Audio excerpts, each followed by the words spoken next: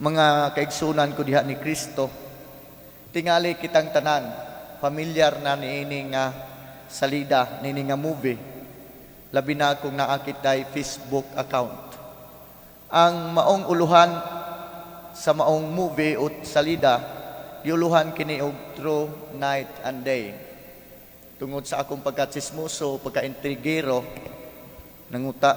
nilantaw gud ko ani nga salida. Bisan pa nga di ko kayo kana ganing kuan kaayo mga love story kay kabalo na taon say ending. Pero nilantaw ko tungod kay trending man siya sa social media.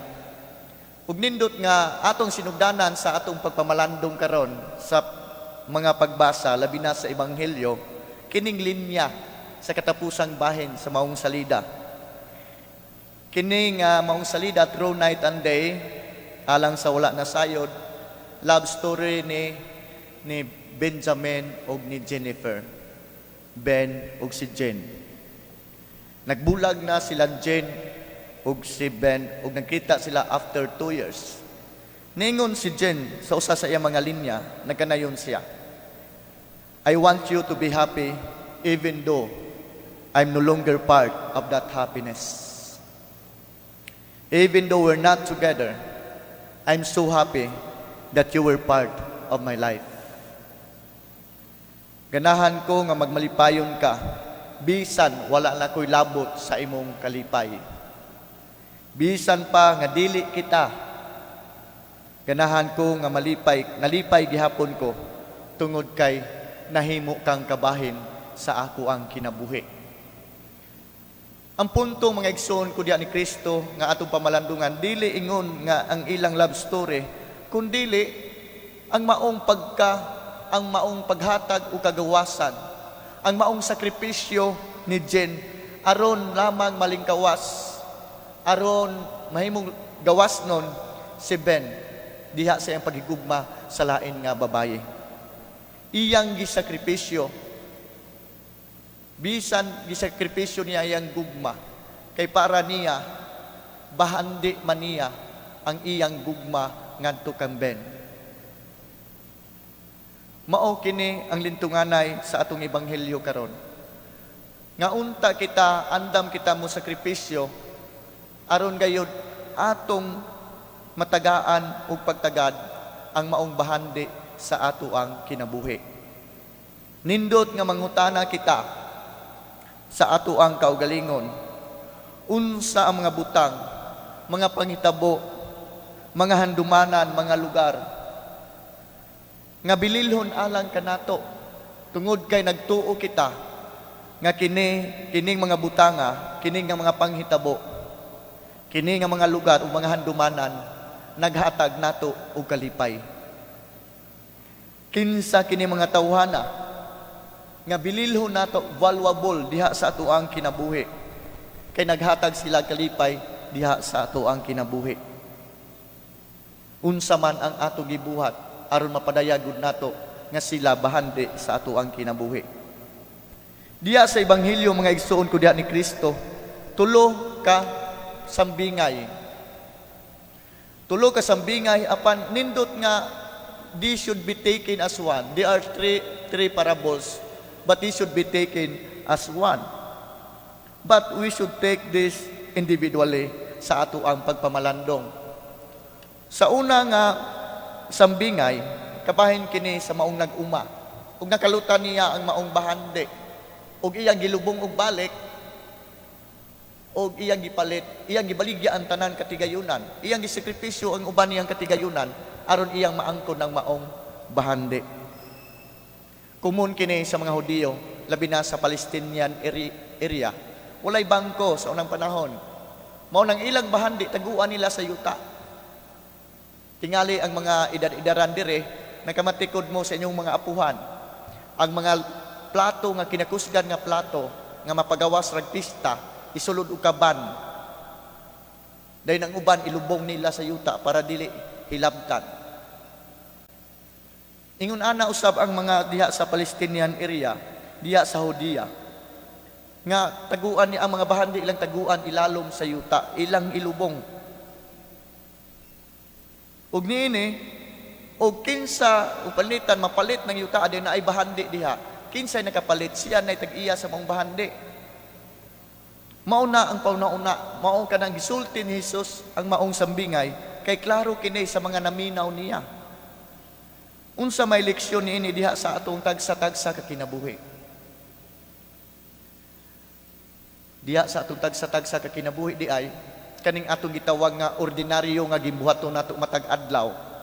Kanang ordinaryo natong pagkaligo, ordinaryo natong pagkaon, ordinaryo natong pagpanglimpyo sa balay, unsa ang ato ang trabaho. Makapkaplag di ay ta og bahandi niini. Bisan pag unsa ka ordinaryo kini nga kanunay natong paghimamat sa atong mga membro sa pamilya, makakaplag di ay tagbahandi diha. Kaya ang tao diya sa ibang sa unang sambingay, he found that precious thing in his daily business. Nag-umas siya. Marag by chance or by accidents, iyang nakitaan ang maong bahandi. Pero ang punto lang nga iyang nakitaan ang maong bahandi, diya siyang ordinaryo nga gimbuhaton matag adlaw. Daily routine ra niya kay nang namuo ra siya. Makita day nato ang bahandi. Mao nang kanang atong mga tapad diha. Bisan pa unsa ka ordinaryo ang nawong ana, bahandi na nato. Unsa ang atong trabaho, unsa atong gibarugan sa kinabuhi, bahandi kana. It is a precious thing in our life. Ug kini nga maong bahandi di ay ang bahandi sa kalibutan, ang bahandi nga atong ang tinuray nga bahandi is worth of our sacrifice. Angay ug matarong sa ato ang mga pag-antos, sa atong mga pagsakripisyo. Angay. Dili kawang ang atong mga pagsakripisyo. Alang sa mga ginikanan, ordinaryo lamang ang maong pag-atiman sa mga bata ninyo, pagpa-eskwela. Palitan gud ninyo og laptop o di ba smartphone kay labi na kay online ang klase. Or gitawag nila i-blend ang klase na ay mag-abot dahil na po online nga mga subject. Ordinaryo na ninyo apan nagskripisyo mo anak nangutang nagloan. Apan dili kawang ang inyong pagsakripisyo mga ginikanan. Bisan pag nagpabuyag inyong anak tungod kay para ninyo bahandi ninyo ang inyong mga anak. Is worth of your sacrifice. Unta, ang atong mga ayong buhat, bahandi usab unta ni para nato. Bahalag magsakripisyo ta, bahala ug magantos. Ikaduha nga sambingay, negosyante nangita og perlas o pearl man diha sa English, sa ato ang binisaya, mutya. Daghan siyang mutya nga iyang nakit-an apan naay usa nga pinakaanindot of great price.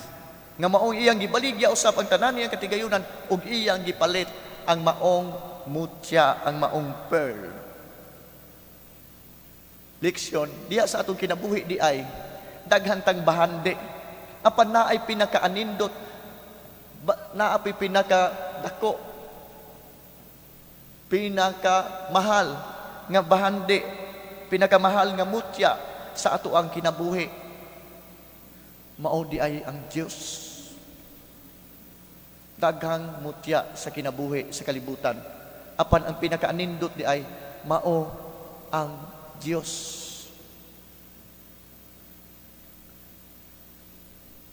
Ang kalainan ra pod sa unang sambingay o kining kaduhang sambingay, ang kalainan sa kaduhang sambingay mao na nga nangita ang maong negosyante. Ang una marag by chance ang pagkakaplag niya sa bahandi apan kini nangita mao di ay diha sa atong kinabuhi aron makakaplag kita sa maong bahandi. Dili lang ingon nga magpaabot ta, dili ta magpaabot nga hungitan ta. Kinahanglan po di ay ta nga mag-effort ta. Unsaon na lang ng effort sa ubang tao o kita mismo dili ta mag-effort. Wa goy iflen. Unsaon na lang ang effort sa Ginoo nga mukabot nato kung kita mismo dili punta mo effort sa atong kaugalingon. Ug dili nato pangitaon ang giisip nato nga nawala nga bana.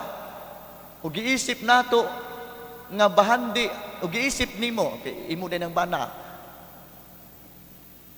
Giisip nimo bahandi ay mong bana. Bisag pag-unsa nakahubog imo gunang pangitaon.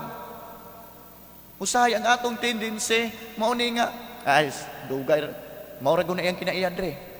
Tubag-tubag na og mahubog. Unya imo nang nasulay og sulti na imong bana. Din wala pa di ay.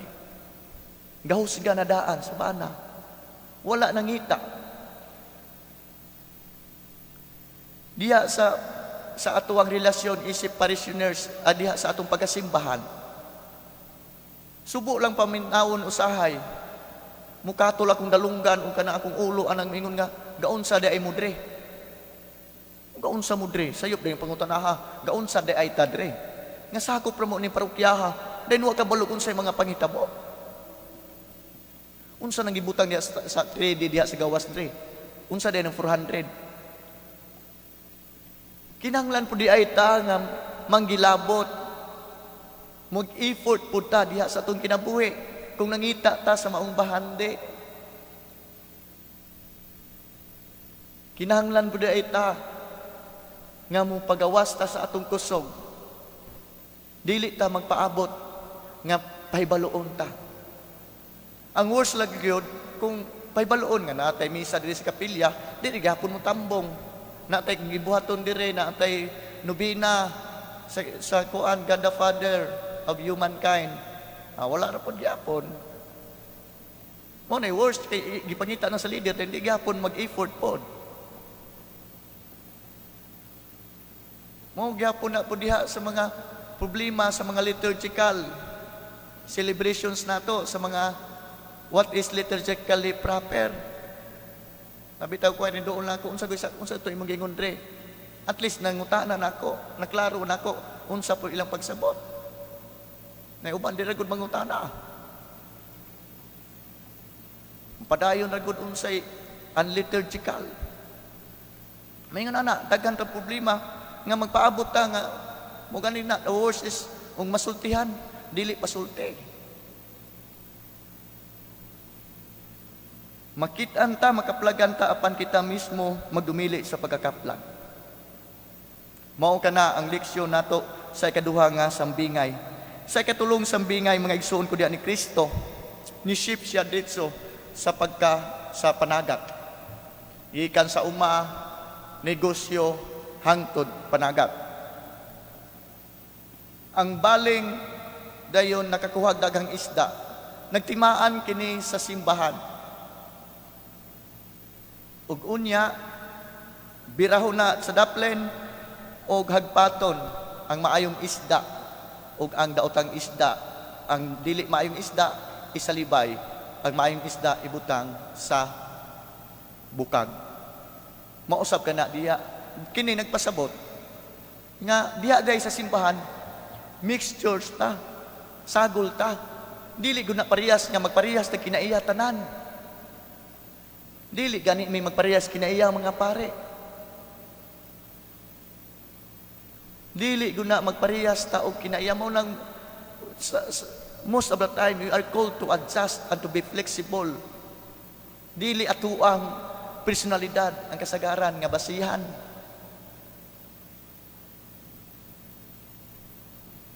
Muna nga ingon ko nga magreklamo nga kanunay ko mga saba sa wali. I don't care. Mo man kay naiyan ako. Ano din nga saba ko? Balag nga saba ko. Wa pa gani ko nga saba. Ingdong nga saba. Nga wa pa ko nga saba. Di pa na mga saba ko. Kay manglupad ko ng mga bangko ana. Di ba? Ngayon nga saba kanunay nung ko. Kung nasa dira na sila. Kaya di man taparehas na pare. God uses priests in His own personality. Pero buo ako pasabot nga I have to be tolerant of my bad behaviors. Ang buot pasabot nga lahi-lahi personalidad ang gigamit sa Dios. Ang simbahan, mixtures ni siya sa lain-lain nga mga personalidad. Sayop ba ang maong tawo? Dili na naatua. Paghusga na iya na sa Dios in the end of time. Ang daotan, maadto guna sa hudno sa nagdilaab nga kalayo. Pero dili na tuwa, sa Dios na siya. Iya na ng trabaho sa Dios. Nga there is that separation of good and bad in the end, sa katapusan sa atong kinabuhi. Di ay sa ato ang pagpangita sa bahandi o pagkakaplag sa bahandi. Ang dakong hagit di ay diha sa isip usa ka simbahan, ato dayang isipon ang atong matag usa kanato nga usa ka bahandi nga atong dalon, nga ato silang papahaan kay natabunan ang ilang pagkabahandi niining pagkakalibutanon. Atong papahaan sila sa mga abog sa pagkakalibutanon. Kining mga abog nga nagtabon, mga lapok nga nagtabon sa ilang pagkabahandi.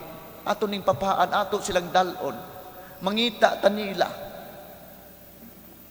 Kay ato man silang giisip nga atong bahandi. Mao ni dakong hagit nato mga igsoon ko ni Kristo. Akong i-revise ang una nakong pangutana. Ug mao kini ang revision. What is our treasure in our life? Who is our treasure in life? Kinsa man ang mutya nato sa atong kinabuhi? Kinsa ang mutya ubahan? Unsa ang mutya ubahandi nato sa atong kinabuhi? Isip pangulo sa pamilya. Giisip ba ninyo nga bahandi ang matag membro sa pamilya? Alang sa mga nagdala sa rinda sa paggamhanan sa nasod man o lokal. Inyo bang giisip nga bahandi ang katawhan nga inyong gialagaran? Basin ang kaugalingon re atong giisip nga atong bahandi. Nining panahon sa pandemya, dili ko mutuo nga sulagma ang nahitabo tanan. Naay kahulugan ang tanan nganong gitugutan sa Dios, nganong gitugutan sa Dios nga moabot ning COVID-19. Nga supposedly expire na ni unta kay 2020 na ta. Naay kahulugan tingali ang Dios gipurify ta aron makit-an gud nato. Gipapahaan ta ni mga abog ug mga lapok aron makit-an gayud nato unsa ug kinsa di ang tinuray nga bahandi sa atong kinabuhi. Di ba makig-away mo nga ug di mo pasudlon nga gamisa nga kami kamera. At least ako malipayon ko ana.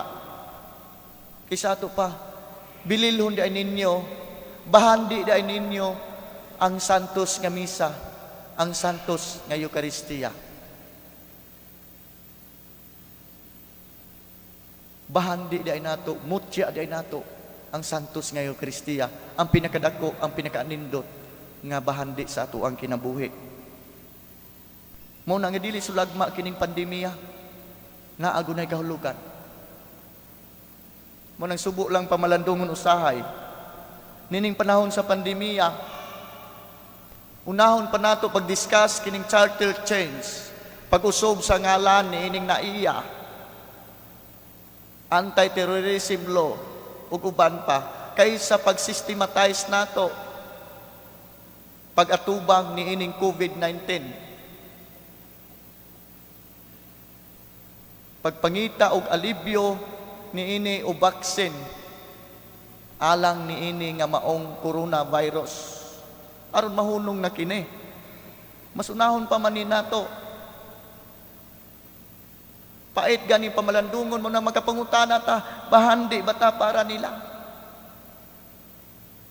bahandi bata ni ining muingon nga pangita rag trabaho.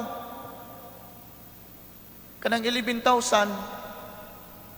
pangita ra mo trabaho, makakita ra mo paningkamot. That is the best. I agree totally. That is the best advice and the best practical advice. But we don't have to say that. Dili nato na isulti. Kay dili gumna tatak sa mga tao. Lisod gani ta pangitag trabaho. How many jobless Filipinos in our country now? Nga wala pa ang maong COVID-19. Hinsamot nga karong panahon na. Subo lang pamalandungon nga usahay kibalo na ta nga para ipanghatag ang bugas ngadto sa mga tawo unya mangayo patag porsyento di ta maulaw. Mangayo patag porsyento sa pipila ka sa akong bugas nga gipamab-an gani ang maong presyo. Subo kayong pamalindawon mo na magkapangutana ta, bahandi ba ang katawhan alang kanila? Mausab kini ang atong pangutana. Kinsa ang bahandi sa atong kinabuhi? Mao kini ang atong pangayoon nga grasya gikan sa Dios. Nga kita malig-on, mahimong madasigon sa pagpangita sa tinuray nga bahandi sa atong kinabuhi. Aron pagpangita usab sa mga tawo nga nawala sa ilang pagkabahandi.